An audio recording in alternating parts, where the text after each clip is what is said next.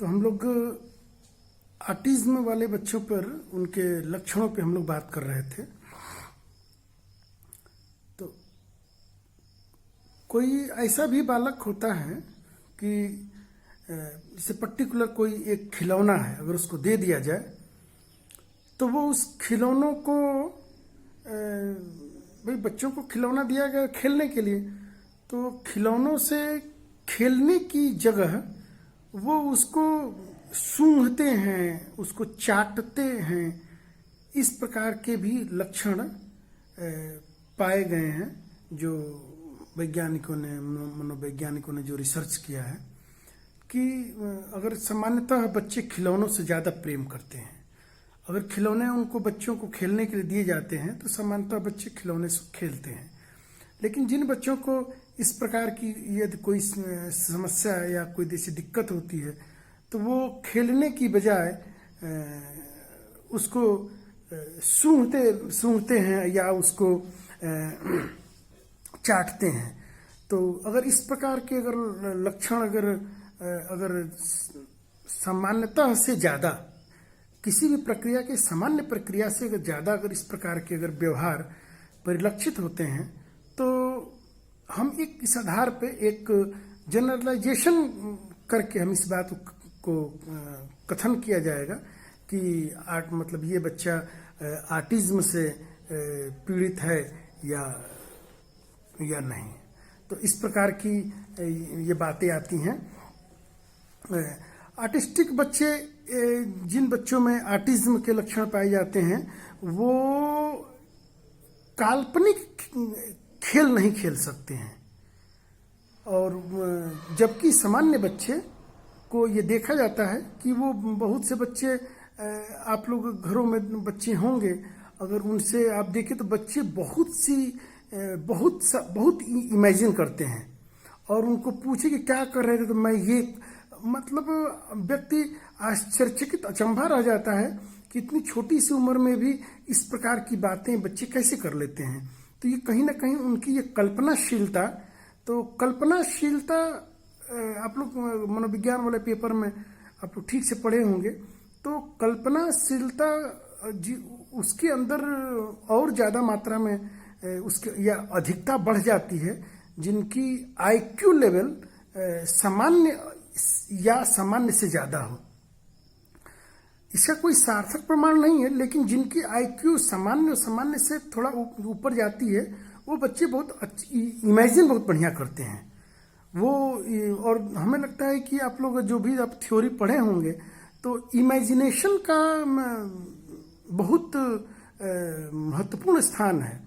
अगर रिसर्च को देखें तो रिसर्च में इमेजिन तो नहीं होती है, लेकिन हाइपोथेसिस जो एक प्रकार से जो बनती है, या हम विषय वस्तु के बारे में जितना हम लोग, आप लोग लर्निंग के जितनी भी थ्योरी पढ़े हैं, तो वहाँ पे देखिए जिसके अंदर जितनी ज़्यादा सोचने और विचारने की या कल्पना करने की क्षमता जितनी ज़्यादा होती है वो प्रॉब्लम को बहुत जल्दी सॉल्व कर लेते हैं। तो जिन बच्चों में ये ऑटिज्म से जो पीड़ित या ग्रसित होते हैं, इन बच्चों में इस प्रकार की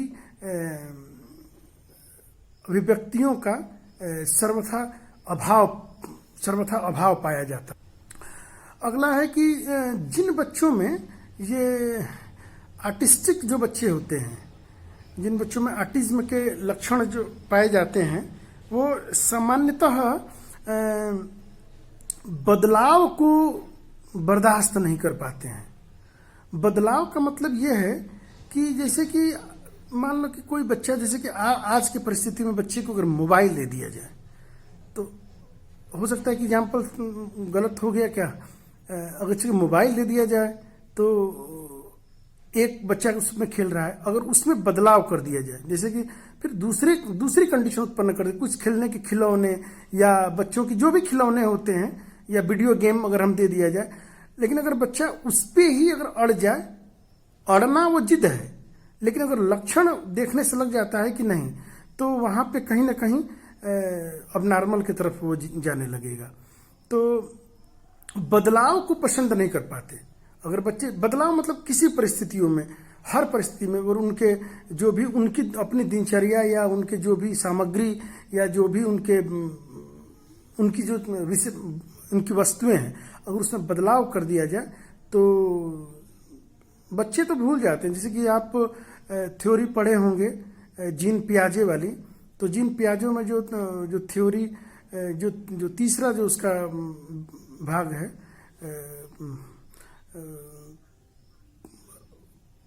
पूर्व और मूर्त अमूर्त, तो उसमें वाले में उसमें चिंतन का विकास जिसमें होने लगता है, तो उसमें आप लोग पढ़े होंगे कि अगर बालक को कोई खिलौना ले लिया जाए, कि भाई ये कोई खिलौना है और हम लोग उसको क्या करते हैं कि लेके बिल्ली लेके चली गई, कौवा लेके चला गया, तो बालक मान लेता है कि वो लेके चला गया होगा। फिर जब उसकी समझदारी जब बढ़ती है तो फिर वो आपके ढूंढने का प्रयास करते हैं। जिन पियाजे में आप लोग उस थ्योरी में आप लोग उसको ज़्यादा ठीक तरीके से पढ़े होंगे, मैं तो केवल एक स्मरण दिलाने के लिए कहा। तो ऑटिज्म वाले पे जैसे अगर बदलाव कर दिया जाए तो ये बच्चे बदलाव को बर्दाश्त नहीं कर पाते हैं और उस पर कहीं ना कहीं अपनी नाराजगी जाहिर करते हैं। और अगला है कि जिन बच्चों में आर्टिस्टिक बच्चे होते हैं, जिनमें ऑटिज्म के लक्षण पाए जाते हैं, ये बच्चे बहुत चंचल या बहुत सुस्त होते हैं। ये बच्चे बहुत चंचल या तो बहुत सुस्त पाए जाते हैं। देखिए, अब चंचल और सुस्त वाले पे सिर्फ एक लक्षण को लेके हम लोग इसको कुछ नहीं कह सकते हैं। अगर देखा जाए तो जितने भी आप लोग पढ़े होंगे तो ये बहुत चंचल और सुस्त वाले पे इसको बहुत स्टडी करके ही बात कही जाएगी। और अगला है, इन बच्चों में कुछ विशेष बातें होती हैं, जैसे एक इंद्री का अति तीव्र होना, जैसे तीव्र श्रवण शक्ति, देखने की दृष्टि, सूंघने की शक्ति, या उसके अंदर कोई एक विशेष, जैसे कोई भी हो सकता है, सिंगिंग अच्छा हो जाएगा या डांसिंग भी अच्छा हो सकता है, या बहुत अच्छे कोई चित्र बना सकते हैं, या जो भी एक उनमें एक विशेषता लगभग ये पाई जाती है कि एक पक्ष उनका काफी सबल होगा। और हमें लगता है कि और वही सबल पक्ष को, जो पक्ष काफी सबल और सक्रिय होगा, जो काफी वो अच्छा होगा, अगर उस पक्ष को अगर उस पे उसको अवसर मिलता है तो निश्चित रूप से वो बच्चा आगे बढ़ सकता है और बहुत अच्छा काम कर सकता है। तो इस प्रकार से हम लोग ऑटिज्म के जो लक्षण हुए, हम इन लक्षणों पे हम लोग चर्चा किए कि इन ये सामान्यतः ये लक्षण पाए जाते हैं। लेकिन मैंने कुछ लोगों को बोला है आप लोगों के बैच में कि कुछ बच्चे इस पे केस स्टडी की एक फाइल बनाए, उनका वही असाइनमेंट हो जाएगा, जो इस पे फाइल तैयार करेंगे वही इनका असाइनमेंट हो जाएगा। तो देखिए, अब ये ऐसे नहीं होगा। अब आप लोग भी अब भाई आप लोग तो सामने है नहीं, तो मैं कह ही सकता हूँ आप लोगों से, आप लोग इस पे काम करें। और मैं सुलभ हूँ, आप यहाँ भी आप अपनी बातों को रख सकते हैं। 1 घंटे की जो आप लोगों की क्लास होती है ऑनलाइन, वहाँ पे भी अपनी बातों को रखिए। अगर आप लोग देखिए, वो क्लास का मतलब आप अपनी देखिए, आपको नोट्स भी दिया गया, आपको एक वीडियो भी दिया, सेम मैटर पे आपको नोट्स भी गए, सेम पे वीडियो भी गए, सेम पे क्लास भी गया। जहाँ पे डाउट हुए क्लास में पूछ लिए, आपने कुछ काम किया, आपने असाइनमेंट तैयार किया, आपके पास कोई आर्टिस्टिक बच्चा कोई आपको मिल गया तो आप उस पर अपने एक फाइल बनाए, तो क्वेश्चनायर आप लोग उस पर बनाएंगे। तो क्वेश्चनायर जब आप बनाइए तो जब क्लास होती है तो उसमें अपनी बातों को रखिए कि सर हमने ये 10 प्रश्न 20 प्रश्न हमने ये बनाया है। अब वहाँ पे आप बताइए, आपके अन्य साथी भी आपको सुनेंगे, हो सकता है वो भी आपको अच्छा राय देंगे और उनको भी एक प्रेरणा मिलेगी कि हम भी ऐसा कुछ काम कर लें। तो कुछ अलग अलग करके, और ये करना चाहिए। इससे आपको ये होगा कि जो ट्रेडिशनल बातें जो किताबों में ट्रेडिशनल तरीके से लिखी गई हैं वो कुछ हटके आएगा। आजकल जैसे जैसे अवेयरनेस बढ़ रहा है, जैसे जैसे मेडिकल साइंस की व्यवस्थाएं बढ़ रही हैं, वैसे वैसे मुझे लगता है कि इसमें परिवर्तन भी आ रहा है। पहले हम लोग जो लोग को मानते थे, जो धारणाएं जो बनी थी वो धारणाएं बदल रही हैं। तो इस ऐसे भी हम लोग इस पे बहुत कुछ हम लोग इस पे होगा। अब मैं सोच रहा हूँ कि इसको मैं बता दूं कि ऑटिज्म होने के क्या कारण है। तो देखिए, जैसे कि अब तो कुछ बात मैं बताऊंगा, लेकिन आप लोग इस वीडियो को केवल एक सहारा मानिए। आप लोग स्वयं से भी पढ़िए, कुछ देखिए, और अगर आप लोगों में से सबके सब तो कंडीशन नहीं मिलेगी, लेकिन निश्चित रूप से कोई ना कोई इसमें आप लोग बताए भी थे कि हमने ऐसे बच्चे कहीं दिखे हैं। ना भी दिखे तो कुछ उस टाइप से बच्चे दिखे ना, तो कम से कम आपको एक आइडिया तो लग जाएगा ना कि ये बच्चा ऑटिज्म से पीड़ित है या डिस्लेक्सिया से पीड़ित है, या स्लो लर्नर है, या कहीं ना कहीं मेंटल डिसेबिलिटीज में या जो भी उसमें आ रहा है। तो हम लोग यहाँ पे भी काम कर सकते हैं। ऑटिज्म होने के व्हाट काजेज ऑफ ऑटिज्म, ऐसे कौन कौन से कारक हैं जो ऑटिज्म को इसके से हो जाता है। मैं एक बात जितना मैंने जान पाया कि ऑटिज्म, सामान्यतः शब्द इसलिए लगा रहा हूं कि भाई जितना मैंने स्टडी किया है कि ऑटिज्म जेनेटिकली बीमारी नहीं है। ये ऐसा नहीं कि किसी के पूर्व में परिवार में मतलब हो और बाद में भी ऑटिज्म हुआ हो। तो इस प्रकार की बातें देखने में बहुधा कम आई हैं, न के बराबर है कि ये जेनेटिक नहीं है। हाँ, एक और धारणा है जो मिथ में ये बाद में बदला कि कुछ लोग कहते थे कि ऑटिज्म ये परवरिश और ये कुपोषण और ये पारिवारिक जो मतलब गरीबी या खान पान या जो भी अन्य जो भी मतलब डिमेरियस टाइप्स के जो बातें हैं, तो उस प्रकार की जो बातें उसमें ज़्यादा नहीं, या ये एक भ्रांति थी, ये मिथ है। एक जो नई जो इसमें वो जो इसमें आया, इस बात को माना गया कि ऑटिज्म अच्छी परवरिश वाले बच्चों में भी पाए गए हैं। अच्छी परवरिश मतलब कि गर्भावस्था के दौरान अच्छा से खान पान, अच्छी सी सारी बातें हुई और डॉक्टर की कंसल्ट में रहा और बाद में भी परवरिश बहुत अच्छी होती रही, फिर भी ऑटिज्म के लक्षण पाए गए हैं। पहले इसको भ्रांतियों से जोड़ा जाता था, फिर कारणों पे जोड़ा गया। तो बात की जब मेडिकल साइंस की ये काफ़ी इस पे जब लोगों ने काम किया और काफ़ी अवलोकन जब इस पे किया, तो ये निकला कि भाई ये किसी भी प्रकार का ये मतलब ये जन्मजात नहीं है और ये इसका परवरिश का विशेष संबंध नहीं है। कुपोषण से कुछ हानियां हो सकती हैं, मस्तिष्क का विकास अपूर्ण हो, थोड़ा बहुत वो हो सकता है, अपूर्ण हो सकता है, या कोई दिक्कत हो सकती है, या कुछ और भी तकलीफ होती है, एनीमिया हो जाएगा, पीलिया हो जाएगा, या बच्चा सूखा रोग से ग्रसित हो जाएगा, या अन्य जो भी होगा, मानसिक विकास बहुत अच्छा नहीं होगा। लेकिन ऑटिज्म का जो है वो इस प्रकार के वो नहीं पाए गए हैं। तो मतलब हम लोग यहाँ पे दो बात को जाना कि ये एक जेनेटिक बीमारी सामान्यतः नहीं है, और दूसरी इसका परवरिश का विशेष संबंध नहीं है। तो दो बातें यहाँ पे ये क्लियर हुई। किसके क्या क्या कारण होते हैं, किन किन कारणों से ऑटिज्म हो जाता है। तो इसमें पहला है कि मस्तिष्क की गतिविधियों का असामान्य हो जाना। मस्तिष्क की गतिविधियों में असामान्य हो जाना। थोड़ा सा इस पे आप लोग मैं आप लोगों को छोड़ता हूँ, आप लोग इसको विचार करेंगे कि मस्तिष्क की गतिविधियों में असामान्य हो जाना, इस पे क्या क्या और क्या है इसमें, फिर हम लोग इसको चर्चा करेंगे पश्चात में, क्योंकि थोड़ा सा आप लोग ये इस पे विचार करेंगे कि मस्तिष्क की गतिविधियों का असामान्य क्या हो जाना। और दूसरा है कि मस्तिष्क के रसायनों में असामान्यता होना, मस्तिष्क के रसायनों में असामान्यता होना। और तीसरा है जन्म से पहले बच्चे का विकास सामान्य रूप से न हो पाना। जन्म से पहले बच्चे का सामान्य विकास सामान्य रूप से न होना। अब मैं तो ये कहा था कि ये मेडिकल साइंस की बातें हैं, थोड़ा सा मुझे इस पे बहुत विस्तार से बताने में मैं थोड़ी असमर्थता हो रही है, क्योंकि मैं बायोलॉजिकल साइंस का मैं नहीं हूँ, और जो मेरा जो इस पे आइडिया बन रहा है तो थोड़ा सा उसका वे दूसरा हो रहा है। तो इसके लिए मैं इसको आप लोग इतना मैंने कारण पे मैंने चर्चा कर दी, और क्योंकि मैं जब बताऊंगा तो फिलोसफिकल अंदाज में हो जाएगा, और ये बायोलॉजिकल साइंस का जो टर्म है इसको टर्म में ये होता है कि मस्तिष्क में कौन कौन से रासायनिक बदलाव होते हैं, तो वो वहाँ तक मेरी पहुँच अभी नहीं है।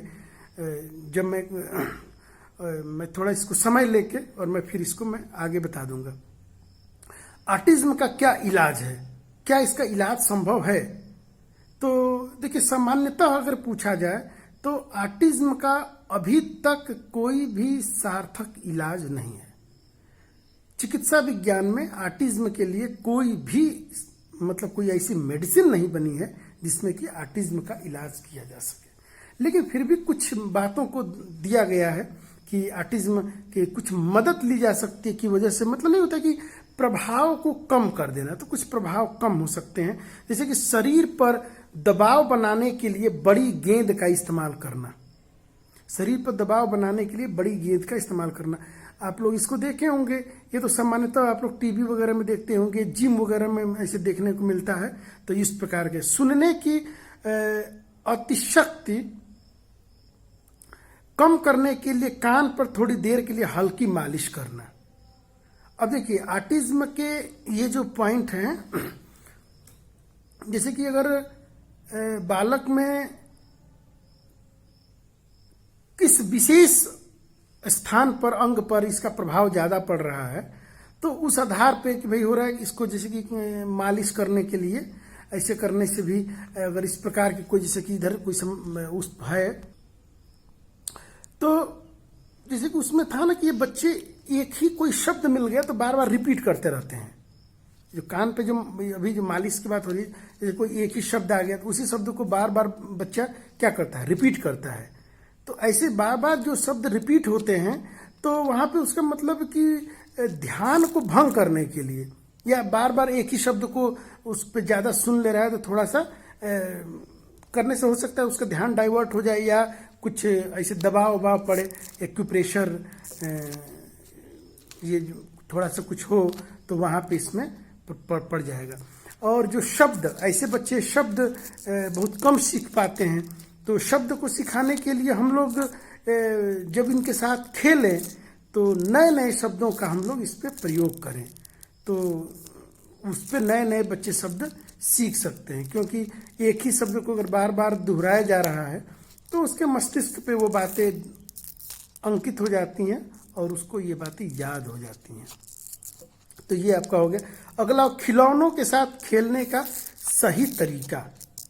खिलौनों के साथ खेलने का सही तरीका, जैसे कि आपने कोई गुड़िया लाया और बच्चे को दे दिया, तो उसमें बच्चा वो सूंघता है, ऑटिज्म जिससे पीड़ित है, या चाटता है, तो हम उसको इस बात को बताएं कि ये सूंघने और चाटने के लिए ये नहीं है, ये खेलने के लिए है, आप इसे खेलिए, या इस प्रकार से थोड़ा और जो भी समझाया बुझाया जा सकता है, तो उसको करके एक सही वे में, जैसे कि साइकिल अगर हम बच्चे को दिए तो बच्चा साइकिल भाई बैठ के चलाने के लिए अगर हम उसको करें, उसे नहीं कर पा रहे, तो हम उसको थोड़ा सा बैठ के चला के, या उसको इस प्रकार मूवमेंट की बात है, जिससे कि वो ये समझ ले कि भाई ये जो बाइसिकल है या खिलौना है, तो बाइसिकल को चलाना है, खिलौनों से खेलना है, या अन्य जो भी आप जिस उद्देश्य से जो खिलौने दिए हैं। तो एक इस बात में एक और ध्यान पेरेंट्स को रखना चाहिए। एज ए टीचर हम तो सजेस्ट कर सकते हैं, विद्यालय में ऐसी परिस्थिति होती है, हम इन्वायरमेंट को, जो विद्यालय की जो व्यवस्था होगी उस हिसाब से इन्वायरमेंट क्रिएट करेंगे। तो गार्जियंस को इस बात को हम बता सकते हैं कि आप कुछ ऐसे ही खिलौने बच्चों को दें कि जिस खिलौनों में कोई उद्देश्य छिपा हो। जैसे एक एबेकस है, तो वहां पे भी देखिए उसका उद्देश्य छिपा हुआ है कि बच्चे को उसे गिनती आती है, उसमें 1 से 10 तक की गिनतियां बनी होती हैं। तो हर खिलौनों के पीछे कोई ना कोई एक निश्चित उद्देश्य होता है। तो उन ऐसे ही खिलौनों को उन बच्चों को दें जो कहीं ना कहीं वो खिलौने कुछ ना कुछ संदेश देते हो, बच्चे उसको कुछ ना कुछ सीखने के लिए उस प्रकार का इन्वायरमेंट बन जाए, तो उसमें बच्चा वो बार बार वो उसको देख सकता है। और अगला क्या कर सकते हैं कि बारी बारी से खेलने की आदत डालें, बच्चे को इस प्रकार की हैबिट क्रिएट कराई जाए कि बच्चे जैसे कि आपने दो चार खिलौने बच्चों को दे दिया तो वो सारे खिलौने से एक ही बार में साथ में खेल रहे हैं, तो कोशिश करें कि वो बारी बारी से खेलें। जैसे कि आपने छोटा बच्चा है, अपने कोई खेल का कोई बनाने वाला जो खेल होता है, या अपने लूडो या जो भी कुछ ऐसी चीज हुआ, तो एक साथ में कई खेल ना खेल के या कई खिलौनों से ना खेल के वो एक एक एक काम कर लो, फिर दूसरा खेल खेलेंगे, एक दूसरा खेल खेल लो, फिर तीसरा खेल खेलेंगे। मतलब बारी बारी से अगर हम लोग उस खेल पे अगर वो करें तो बच्चा धीरे धीरे सीख जाएगा। क्योंकि देखिए भाई, हम लोग जो घरों में जो खेलते हैं तो कहीं ना कहीं उद्देश्य होता है। जैसे कि हम लोग छोटे बच्चों से खेलते हैं कि हाथ पे से रख देते हैं और उड़ाते रहते हैं, कबूतर उड़, कौवा उड़, चिड़िया उड़, तोता उड़, मैना उड़ करते हैं। तो मैंने तो एक उदाहरण दिया कि अब उसमें बोलते हैं हाथी उड़। तो देखिए, अगर गेम को देखा जाए तो हम लोग जब खेले थे तो ऐसा तो बताया नहीं गया था। तो आप लोग अक्सर देखे होंगे टीचर को जो एक जो इज्जत का जो भी स्थान है या जो भी जो बातें हैं, तो कहीं ना कहीं इसमें है। टीचर डॉक्टर नहीं है, लेकिन वो उसके साथ बहुत सी ऐसे बौद्धिक गेम होते हैं। तो ये तो मैंने एक उदाहरण में रूप में, तो बच्चा समझ जाएगा कि भाई जिनके पंख होते हैं वो चीज उड़ने वाली है, और जिनके पंख नहीं होते हैं वो चीजें उड़ने वाली नहीं है।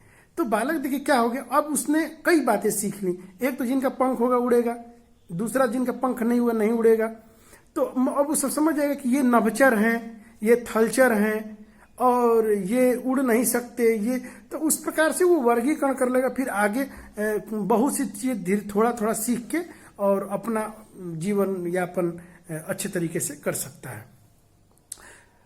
जो बच्चे आर्टिज्म से पीड़ित हैं, जो बच्चे आर्टिस्टिक हैं, उन बच्चों को मैंने बड़े बड़े शब्दों का प्रयोग नहीं करना, छोटे छोटे शब्दों का प्रयोग करना चाहिए। मतलब नहीं, हम लोग जैसे कि बच्चा जब बड़ा हो जाता है, वाक्य सीख जाता है, शब्द की जानकारी हो जाती है, तो हम लोग बड़े बड़े वाक्य बोलते हैं।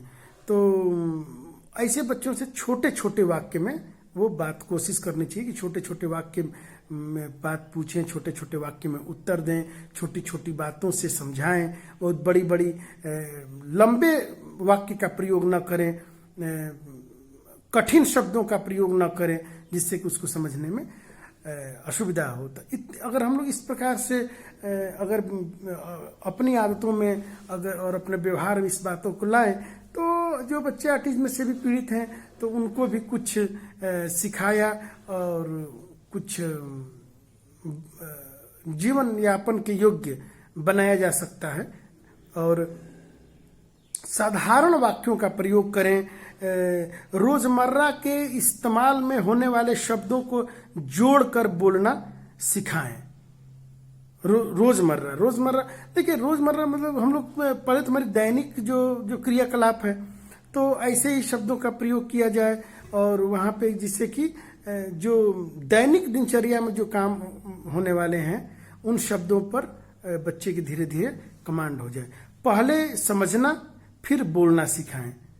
हर शब्द को पहले भाई उसके ना नहीं होता कि भाई शब्द के हर शब्द के एक मायने होते हैं, तो शब्द को पहले उसको बालक उसका अर्थबोध कराया जाए और फिर उसको बातों को उसको कहा जाए।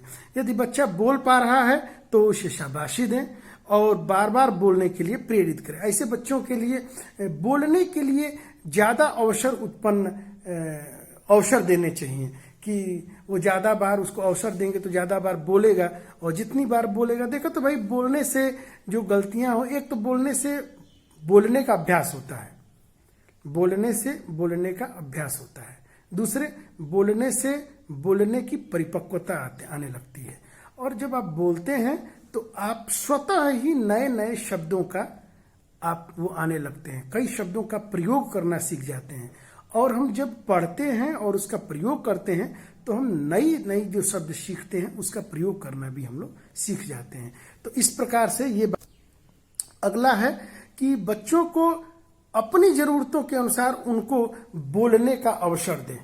जैसे अगर विद्यार्थी जैसे कि आपने उसकी जरूरत को समझा और आप उस चीजों को ला दिए, उसके सामने उपस्थित कर दिए, तो ये तो बहुत अच्छी बात है। लेकिन जो बच्चे अगर इस प्रकार से पीड़ित हैं तो कोशिश करें कि वो अपनी जरूरत की चीजों की मांग करें और आप उसमें थोड़ी सी बात करके, बात विचार करके उस पर थोड़ा थोड़ा समझा के भी आप उस पर काम कर सकते हैं।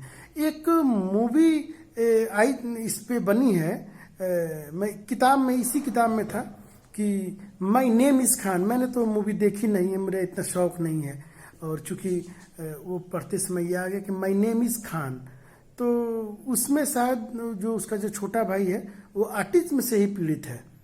तो उसको कई एग्जाम्पल दिया गया। एग्जाम्पल में था कि जब वो बाहर से आता है तो उसको वो अभिवादन करता है,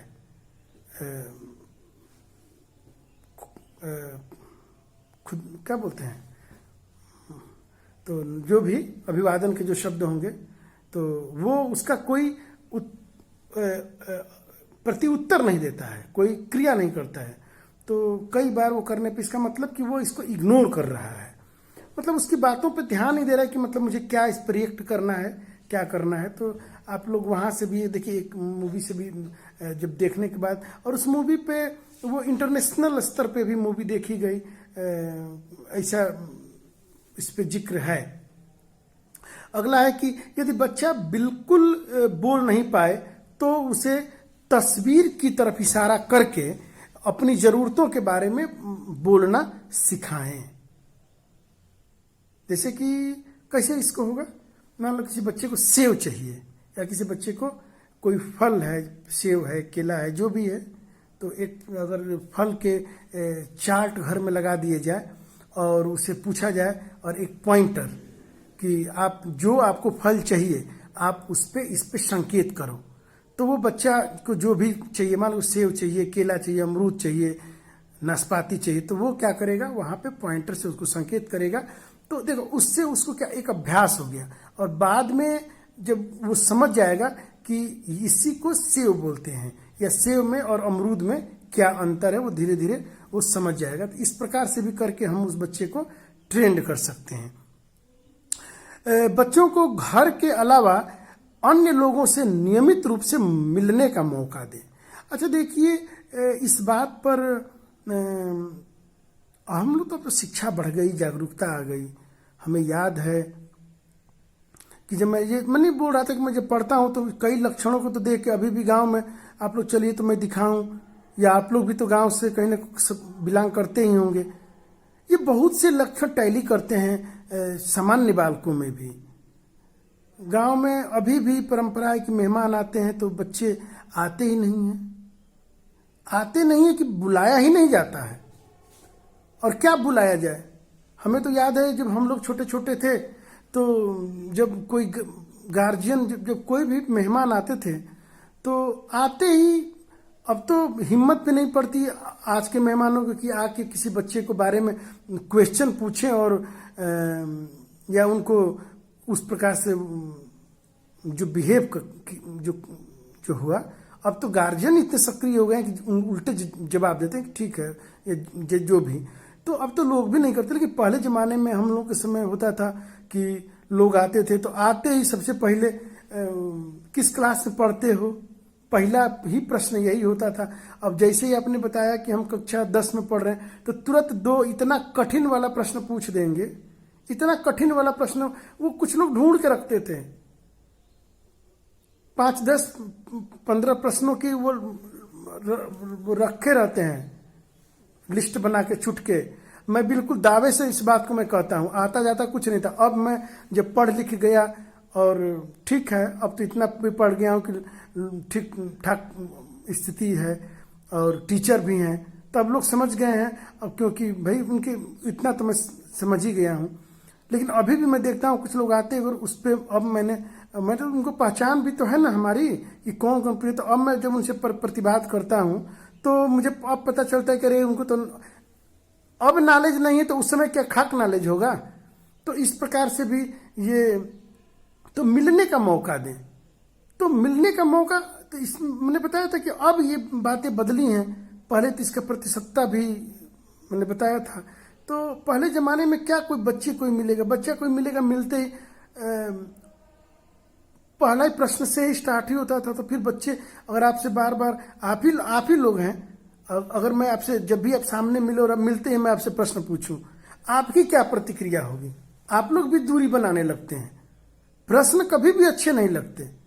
प्रश्न मैं इसीलिए बदल गई लेसन प्लान बनाने वाले भी जो प्रक्रिया की, भाई प्रश्न क्या, क्यों, कैसे, कब, कहाँ। आप लोग भी जब लास्ट में बनाते हैं ना, तो मैं कई बार बोला हूं कि ये गलत है, आपने बनाया वो गलत है। नंबर मिल गए वो अलग की बात है, कॉपी चेक हो गई वो अलग की बात है, वो प्रश्न गलत है। क्या, क्यों, कैसे सब बीच में लगेंगे, ताकि सामने वाले को प्रश्न लगे ही ना। तो इस प्रकार से जो ऑटिज्म से फिर भी जो पीड़ित बच्चे हैं, उनको दूसरों से मिलने का मौका दें। थोड़ा दिक्कतें होती हैं तो सामने वाले, मैंने इसलिए इतना ये बातें इसलिए बोली कि सामने वाला कौन है, हम ही आप लोग हैं ना। समाज कौन है, हमारी और आपसे समाज बना हुआ है। तो हम लोग भी अपने आदतों में परिवर्तन लाएं। ऐसे बच्चों के साथ सहानुभूति, ऐसे बच्चों के साथ क्या, सभी बच्चों के साथ सहानुभूति रखी जाए। कौन जानता है, ये पहले जमाने के जितने लोग रट के बातों को सीखे, क्या कितनी बड़ी उपलब्धि हासिल हो गई। अगर मैं तो जब भी मैं ढूंढता हूं उपलब्धि, तो मुझे हाथ में 0 ही लगता है। लेकिन आजकल के बच्चे नहीं जानते हैं, बिल्कुल परिभाषा नहीं जानते, बिल्कुल नहीं रटे होते हैं। लेकिन देखिए दुनिया कहां से कहां गई, बहुत अमूलचूल परिवर्तन हुआ, सुख समृद्धि बढ़ी है। दृष्टिकोण अब आपका क्या है। पहले जमाने में तो भाई आज देखिए, हम अच्छा छोड़ दीजिए, हम लोग शिक्षा में ही देखिए, हम लोगों के समय एक प्रिंटेड किताबें, जैसे अभी भी आप लोग अग्रवाल वाली जो किताबें हैं देखिए, प्रिंटेड पढ़ने में मजा नहीं आता है।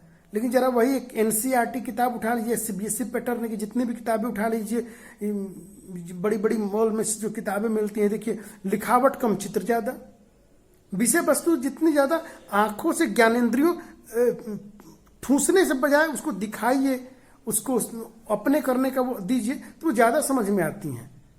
वही जिन बातों को इतना लिख के रख दिया गया, इस बातों को यही चित्र के माध्यम से रख दिया जाता, तो आपके मेरे बताने के अलावा भी ऐसी बहुत सी बातें होती हैं जो आंख ग्रहण करता है। तो आंख ग्रहण क्या कर रहा है, अब इसकी कल्पना नहीं की जा सकती। बहुत जितनी चीजों को देखने के बाद मस्तिष्क कितनी चीजों को सक्रिय हो रही है, इन बातों को कहना थोड़ा ज्यादा, वहां पे अवसर ज्यादा मिलते हैं, आपकी ज्ञानेंद्रियां ज्यादा सक्रिय होती है, तो उस अवस्था में अधिगम ज्यादा होता है। तो बच्चों को तनाव मुक्त स्थानों पर, जैसे कि पार्क वगैरह में ले जाएं। ये तो बहुत अच्छी बात है कि जो बच्चे यहाँ, तो तनाव मुक्त तो सबको ही रहना चाहिए। तनाव देने वालों को भी, सारी बातें अगर खराब लगे तो तनाव देने वालों को भी विचार करना चाहिए। अच्छे अच्छे लोगों को भी अगर बार बार आप तनाव देते रहें तो ऑटिज्म में तो खैर अलग बात है, ऐसे भी वो हो जाता है। आप लोग खूब बढ़िया समझ रहे हैं।